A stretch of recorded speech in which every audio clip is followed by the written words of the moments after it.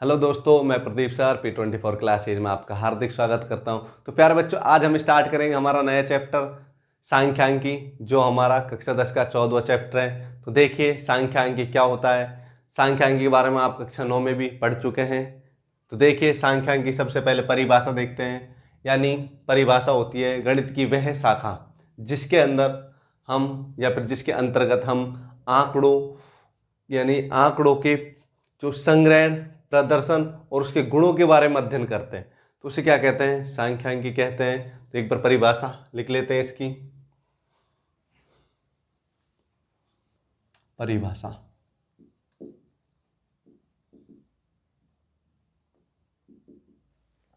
गणित की वह शाखा, गणित की वह शाखा जिसके अंतर्गत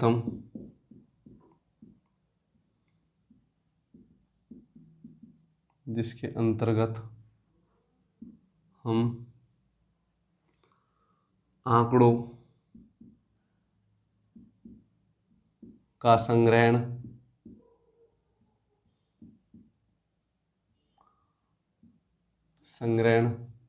प्रदर्शन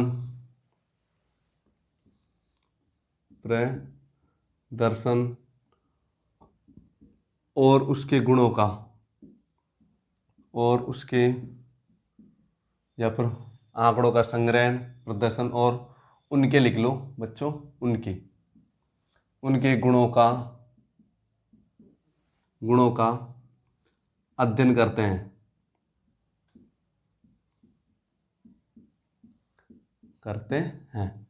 उसे सांख्यांकी कहते हैं। उसे सांख्यांकी कहते हैं। ठीक है बच्चों, देखिए सांख्यांकी के अंदर हमें कुछ आंकड़े मिलेंगे, वर्गीकृत आंकड़े और अवर्गीकृत आंकड़े। तो सबसे पहले वर्गीकृत आंकड़े देख लो वो क्या होते हैं, या फिर पहले लिखो अवर्गीकृत आंकड़े, और एक होते हैं वर्गीकृत आंकड़े। इन्हें प्रेक्षण भी बोलते हैं बच्चों। देखिए वर्गीकृत आंकड़े होते हैं जैसे 1, 5, 7, 12, 15। ठीक है ना। ये लगा लो, हम 19 लिख लेते हैं। ठीक है दोस्तों, वर्गीकृत आंकड़े वो होते हैं जिनमें एक वर्ग अंतराल होता है। ठीक है ना, जैसे 0 से 15, 15 से 30, 15 से 30, 30 से 45, 45 से 60, 60 से 75। यानी इनके अंदर एक वर्ग होता है, एक गैप चलता है, वर्ग अंतराल होता है। जैसे देखिए इसके अंदर कितने कितने का वर्ग है, इसके अंदर 15 का है। ठीक है ना, यहाँ भी 15 का है, यहाँ भी 15 का है। यानी सब में एक वर्ग अंतराल, जिसे वर्ग माप बोलते हैं। ठीक है दोस्तों, अवर्गीकृत आंकड़ों में हमें सीधी संख्याएं मिलेंगी 1, 5, 7 इस प्रकार की। वर्गीकृत आंकड़ों में हमें इस प्रकार से संख्याएं वर्ग अंतराल में मिलेंगी। सब में अंतर सेम होगा, जिनमें अंतर सेम नहीं होगा उनका अंतर हम यानी जो हम वे निकालेंगे, इसका जो प्रेक्षण मान निकालेंगे, x का मान निकालेंगे, वह निम्न सीमा व उच्च सीमाओं को जोड़कर निकाल लेंगे। तो वैसे बच्चों हम इसमें जो हमारा ये चैप्टर है इसमें हम पढ़ेंगे मैक्सिमम वर्गीकृत आंकड़ों का, वर्गीकृत जो आंकड़े उनके बारे में हम पढ़ेंगे। तो देखिए हम चर्चा करेंगे वर्गीकृत आंकड़ों के बारे में ही। परिभाषा आपने लिखी ली होगी।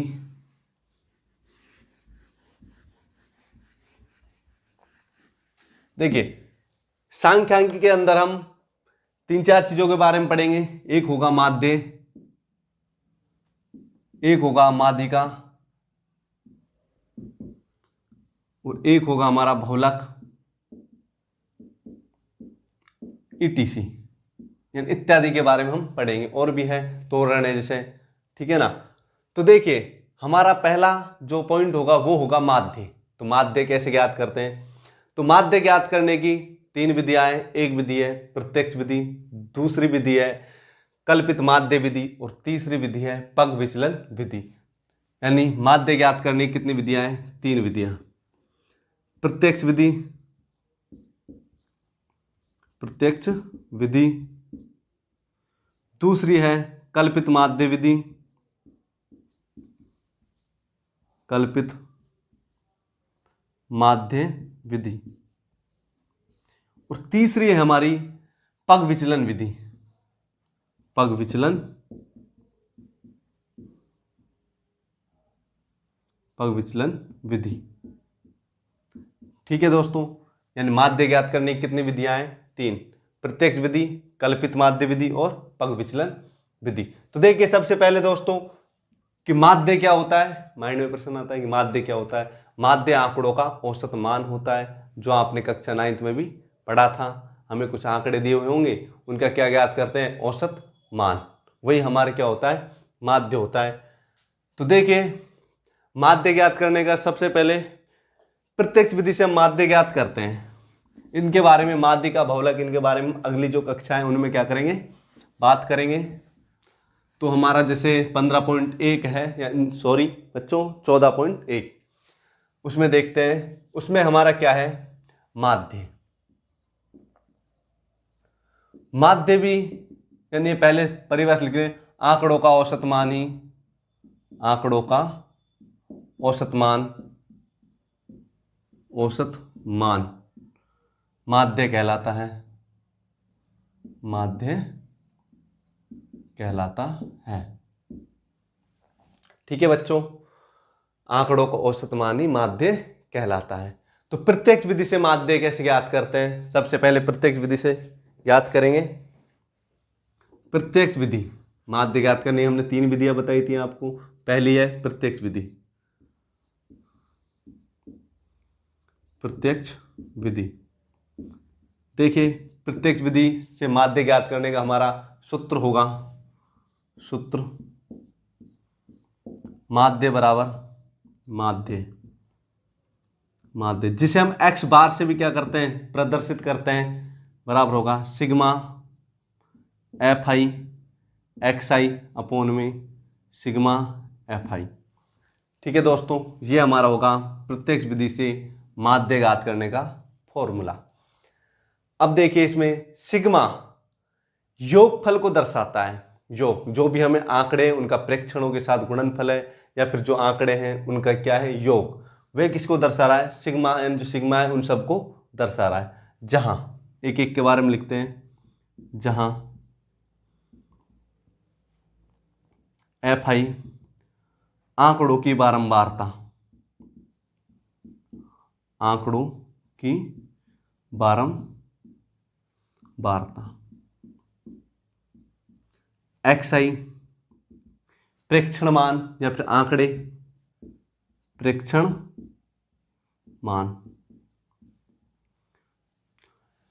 उसके बाद देखिए एफ आई आ गया, एक्स आई आ गया, सिग्मा यानी F I X I, F I X I, ये हो जाएगा हमारा बारंबारता या फिर प्रेक्षण मानों का,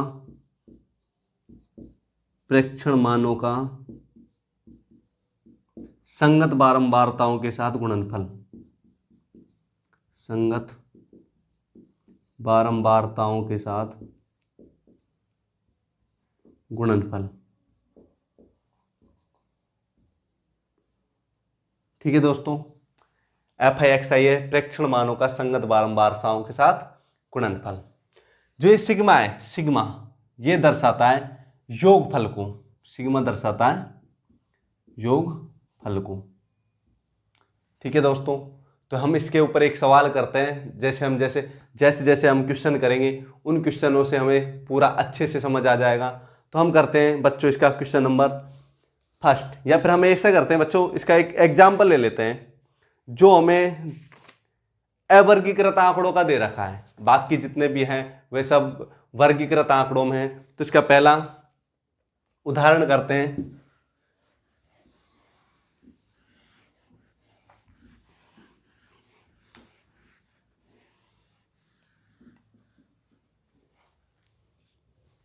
देखिए बच्चों उदाहरण नंबर फर्स्ट, उदाहरण नंबर फर्स्ट। ये क्या है?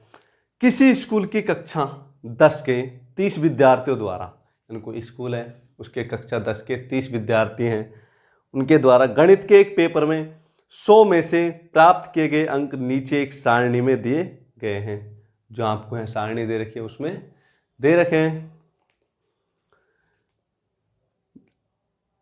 नीचे एक सारणी में दिए गए इन विद्यार्थियों द्वारा प्राप्त अंकों का माध्य ज्ञात कीजिए।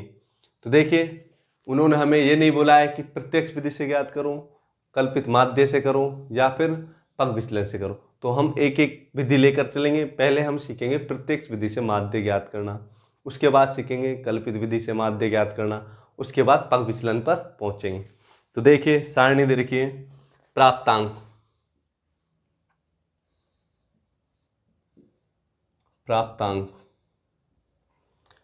प्राप्तांक xi, ठीक है ना, इसने दे रखा है xi। उसके बाद दूसरा हमें कॉलम दे रखा है विद्यार्थियों की संख्या, विद्यार्थियों की संख्या जो fi, क्या है fi। देखिए प्राप्तांक है 10, 20, 10, 20, 36, 40, 50, 40, 50,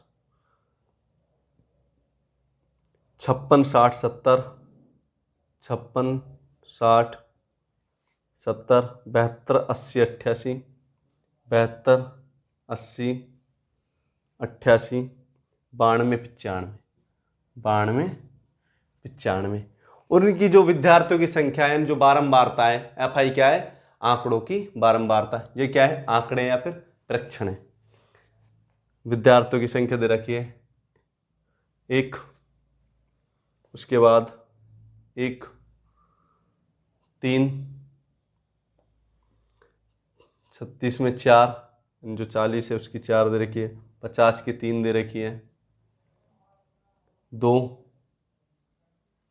4, 4, इसकी 4 है, इसकी भी प्यारे बच्चों 4 है। उसके बाद देखिए 72 की 1, 1,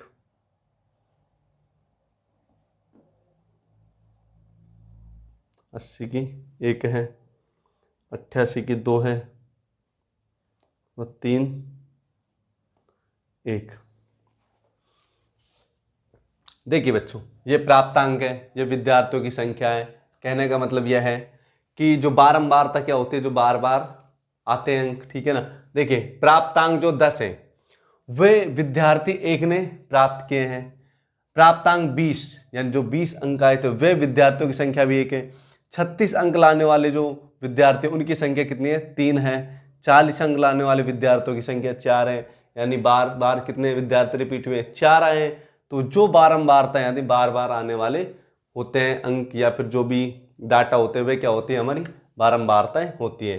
तो देखिए हमारा माध्य निकालने का फॉर्मूला था प्रत्यक्ष विधि से माध्य। तो माध्य बराबर होता है x बार बराबर सिग्मा FI XI अपोन में सिग्मा FI। तो देखिए बच्चों यहाँ पर FI का XI से क्या है? गुणा है। तो हम क्या करेंगे, इसमें अगला कॉलम एक कॉलम बनाएंगे FI का XI से गुणा का, FI XI, ये हमने कॉलम बना लिया। ठीक है बच्चों, अब इस FI का मान ये रहा, XI का मान ये रहा, इस FI को XI से क्या करेंगे? गुणा कीजिए। 10 गुणा में 1 करेंगे कितना आ जाएगा? 10। 20 गुणा में 1 करेंगे। एक बार बच्चों मैं इनको थोड़ा सा मिला लेता हूँ जिससे गुणे में हमें पता रहे। आपको नहीं मिलाने बच्चों, मैं ही मिला रहा हूँ बस, जिससे मुझे पता रहे किस संख्या को किससे गुणा करना है।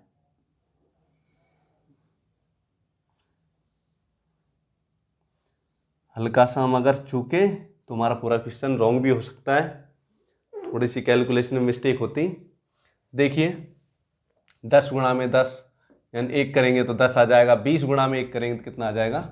20। 36 गुणा में 3 करेंगे, 36 72 108 हो जाएगा।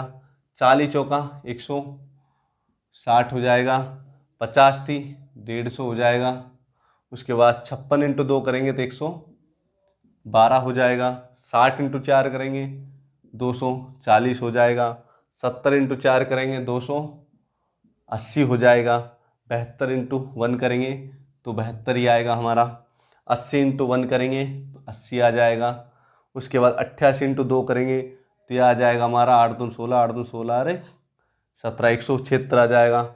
92 इंटू 3 करेंगे तो हमारा आ जाएगा 3 दून 6, 9 तीस 27 यानी 276 आ जाएगा। 95 इंटू 1 करेंगे तो कितना आ जाएगा, 95 आ जाएगा। ठीक है दोस्तों, अब देखिए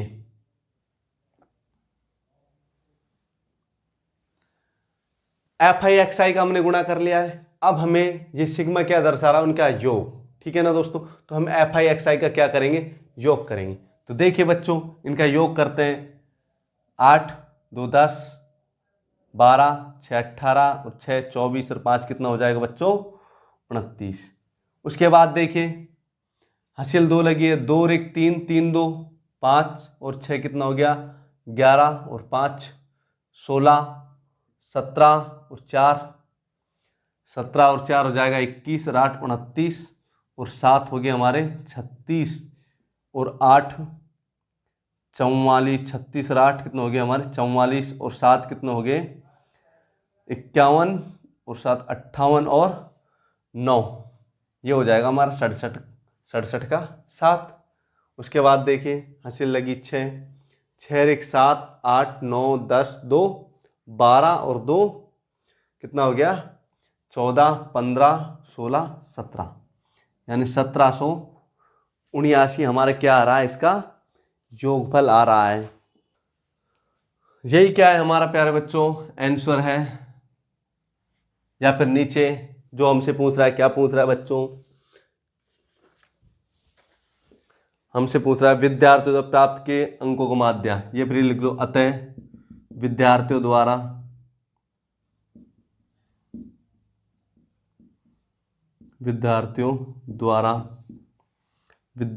द्वारा प्राप्त अंकों का माध्य, प्राप्त अंकों का माध्य बराबर हो जाएगा 59.3। ये क्या है हमारा आंसर है, ये लिख देते हैं। ठीक है बच्चों, आया कुछ समझ में? हाँ, इसी प्रकार करना है। अब देखिए हम अब लेते हैं वर्गीकृत आंकड़ों का, जो वर्गीकृत आंकड़े हैं उनका माध्य किस प्रकार से निकालते हैं। अब हम करेंगे इसके क्वेश्चन नंबर 1 को। अभी तो हमने उदाहरण किया था, उदाहरण आप अपने हिसाब से कर लेना बच्चों, अपने बुक में दे भी रखा है।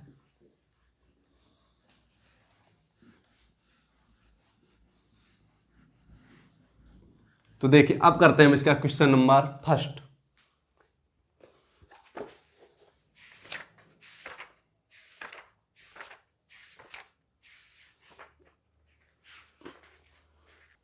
ठीक है दोस्तों, ये कितना आ गया 1779 योगफल आ गया। अब देखिए ये तो आ गया हमारा सिग्मा एफ आई एक्स आई का योग। इसे मैं बच्चों यहाँ पर थोड़ा सा ये लिख देता हूँ, सिग्मा एफ आई एक्स आई बराबर 1779। अब देखिए हमें सिग्मा एफ आई की भी जरूरत है, यानी जो एफ आई का जो मान है उसका क्या है, योग है। तो सिग्मा एफ आई का क्या कर लेंगे, योग, ये एफ आई का मान है, इनका जो योग करेंगे वो हमें क्वेश्चन में दे रखा है 30, यानी सिग्मा एफ आई बराबर में 30। अब इनके जो मान है उनको क्या करते हैं, हम इसमें फॉर्मूले में रख देते हैं। देखिए बच्चों एक्स बार बराबर आ जाएगा सिग्मा एफ आई एक्स आई का मान है 1789 अपोन में कितना है 30। एक्स बार बराबर आ जाएगा हमारा, इसमें जब 30 का भाग देंगे तो 30 का भाग देने पर हमारा मान आएगा 59.3। तो देखिए बच्चों हम इसमें देंगे 30 का भाग, 30 का भाग जब इसमें देंगे तो हमारा मान निकल कर आ जाएगा 59 पॉइंट शायद 3 कुछ ऐसा आ रहा है। ठीक है दोस्तों, लगभग एग्जैक्ट में इतना ही मान आएगा 59.3।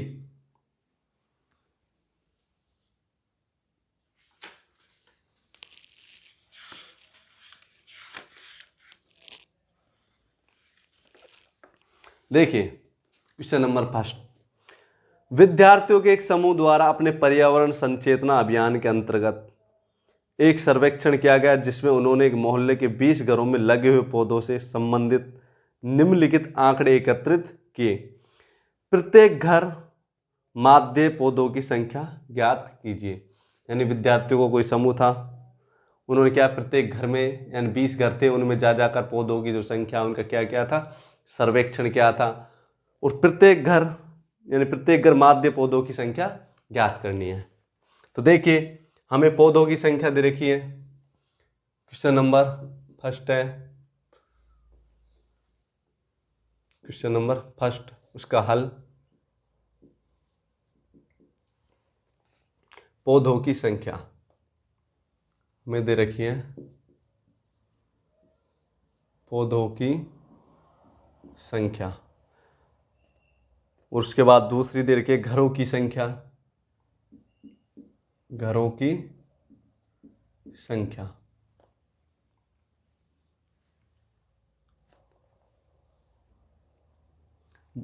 देखिए बच्चों में कितने कॉलम बनाने पड़ते हैं, 3 कॉलम बनाने पड़ते हैं, तो हम पहले ही बना लेते हैं।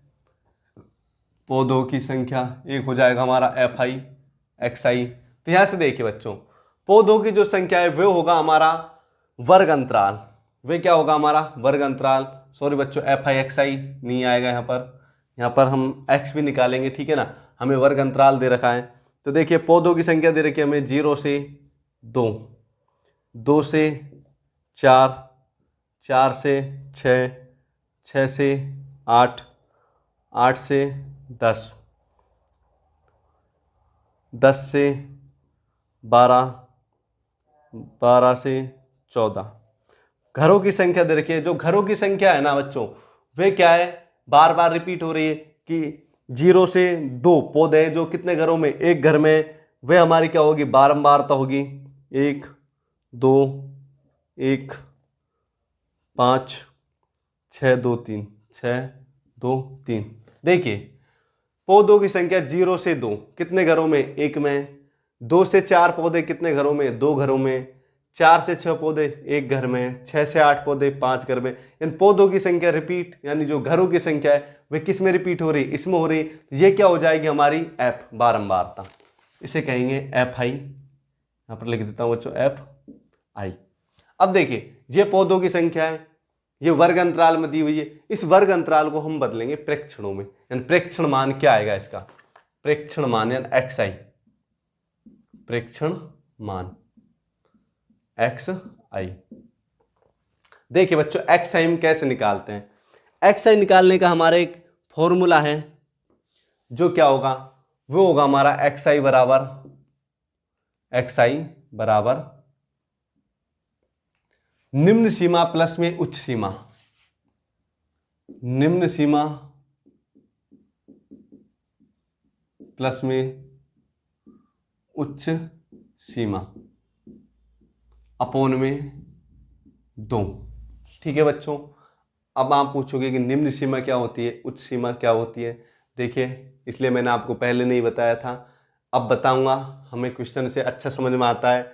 देखिए जो वर्ग अंतराल दिया हुआ होता है, हमें जो भी वर्ग अंतराल दिया हुआ होता है, उसमें जो पहले वाले मान होते हैं, पहले वाले, वे होती है हमारी निम्न सीमा, और जो बाद वाले मान होते हैं ये होती है हमारी उच्च सीमा। तो निम्न सीमा कितनी है, 0 है। उच्च सीमा कितनी है, 2 है। इसमें देखिए निम्न सीमा 2 है, उच्च सीमा कितनी है, 4 है। इसमें देखिए निम्न सीमा 4 है, उच्च सीमा कितनी है, 6। यानी जो पहले वाले मान है वे हमारी क्या है, निम्न सीमा। देखिए XI बराबर क्या होता है, निम्न सीमा जोड़ो और फिर उच्च सीमा जोड़ो, उसमें किसका भाग दे दो, 2 का भाग दे दो। तो देखिए निम्न सीमा 0 है, उच्च सीमा 2 है, इनको जोड़ेंगे तो कितना आएगा, 0 प्लस में 2, 2 आएगा, उसमें 2 का भाग देंगे तो कितना आ जाएगा, 1 आएगा। ठीक है बच्चों, उसके बाद देखिए 2 निम्न सीमा है, 4 उच्च सीमा, इन दोनों को जोड़ेंगे 6 आएगा, 6 में 2 का भाग देंगे कितना आएगा, 3 आएगा। उसके बाद देखिए 4 से 6 जोड़ेंगे 10 आएगा, 10 में 2 का भाग देंगे 5 आएगा। 8 से 14 होता है, 14 में 2 का भाग देंगे 7 आएगा। 8 और 10 18 होता है, इसमें 2 का भाग देंगे 9 आएगा। 12 और 10 22 होता है, 2 का भाग देंगे 11 आएगा। 12 और 14 में 2 का, जोड़ेंगे तो कितना आएगा 26 है, 26 में 2 का भाग देंगे तो कितना आएगा 13 आएगा। ठीक है बच्चों, इस प्रकार हम निम्न सीमा प्लस उस सीमा को जोड़ते हैं, 2 का भाग देते हैं और xi का मान निकल कर आ जाता है। अब देखिए बच्चों, इसे निकालने का हम सीधा तरीका भी है हमारा, वह क्या है, देखिए जब वर्ग अंतराल हमें सेम दिया हुआ हो, 0 से 2 में वर्ग अंतराल कितने का है 2 का है, 2 से 4 में भी 2 है, यानी जब ये वर्ग अंतराल जो वर्ग दे रखे हैं हमने में जो वर्ग अंतराल है वह सेम होना चाहिए। अगर सेम है तो हम क्या करते हैं 0 और 2 इनको जोड़ते हैं और उसमें 2 का भाग देंगे तो कितना है 1। उसके बाद देखिए हमें सिर्फ गैप देखना है, सब में कितने कितने का गैप है, सब में 2 का गैप है, इसमें हमें 2 जोड़ते जाना है। अगली संख्या में देखिए 1 में 2 जोड़ेंगे कितना आएगा 3, 3 में 2 जोड़ेंगे 5, 5 में 2 जोड़ेंगे 7, 7 में 2 जोड़ेंगे 9, 9 में 2 जोड़ेंगे 11 और 11 में 2 जोड़ेंगे 13। इस प्रकार से अगली जो प्रेक्षण मान है xi का मान है वह निकल कर आ जाता है। याद रखना ये तभी जोड़ना है तब वर्ग अंतराल हमें क्या हो सेम दे रखा हो, यानी इनमें सब में अंतर क्या हो समान हो। देखिए बच्चों fi आ गया xi आ गया, अब किसकी जरूरत है हमें, यानी जो माध्य ज्ञात करेंगे fi xi की जरूरत है, तो fi को किससे गुणा करेंगे xi से, तो fi इंटू xi इसको गुणा करते हैं। देखिए ये fi का मान है ये xi का मान है, 1 गुणा में 1 करेंगे 1 आएगा, 3 गुणा में या फिर 2 गुणा में 3 करेंगे 6 आएगा, 1 गुणा में 5 करेंगे 5, 5 गुणा में 7 करेंगे 35, 6 इंटू 9 करेंगे 54, 22, उसके बाद देखिए 13 थी 39। ठीक है बच्चों, अब देखिए अब हमें यानी माध्य ज्ञात करने के पहले क्या लिख देते हैं, यहाँ पर फॉर्मूला लिख देते हैं। फॉर्मूला होता है माध्य x बार बराबर sigma F I X I upon में सिग्मा एफ आई। तो एफ आई एक्स आई क्या चाहिए हमें योग चाहिए और एफ आई का भी क्या चाहिए योग चाहिए। एफ आई का योग हमें दे रखा है 20 घरों की संख्या दे रखी है, ठीक है ना, तो ये क्या आ जाएगी सिग्मा एफ आई बराबर 20, इनका योग करेंगे तो 20 आएगा, हमें क्वेश्चन में दे रखा था उसने इसलिए हमने लिख दिया। अब एफ आई एक्स आई का योग करना है, एफ आई एक्स आई बराबर देखिए 6 1 7 5 कितना हो गया 12 और 5 कितना हो गया 17 और 4 21 और 2 23 और 9 कितना हो गया 32, 32 का कितना आ जाएगा 2। उसके बाद देखिए हंसी लगी 3 3 3 6 और 5 कितना हो गया 11 और 2 13 और 3 कितना हो गया 16, तो 162 क्या आ जाएगा एफ आई एक्स आई का मान निकल कर आ जाएगा। इसमें हम मान रखते हैं कैलकुलेशन करते हैं, एक्स बार बराबर आ जाएगा 162 अपोन में एफ आई एक्स आई का मान आ जाएगा 20। देखिए बच्चों एक्स बार बराबर ये 10 ये आ जाएगा हमारा 81, तो ये आ जाएगा यहाँ से हमारा एक्स बार बराबर सॉरी बच्चों एक्स बार बराबर आ जाएगा हमारा 81/10, तो यहाँ से एक्स बार निकल कर आ जाएगा 8.1, एक अंक के बाद क्या लगा देंगे दशमलव लगा देंगे। तो हमसे क्या पूछ रहा था बच्चों प्रति घर माध्य पौधों की संख्या, तो लिखेंगे अतः प्रति घर माध्य पौधों की संख्या, माध्य पौधों की संख्या बराबर हो जाए 8.1। ठीक है बच्चों, या फिर लगभग कितना आ जाएगा 8।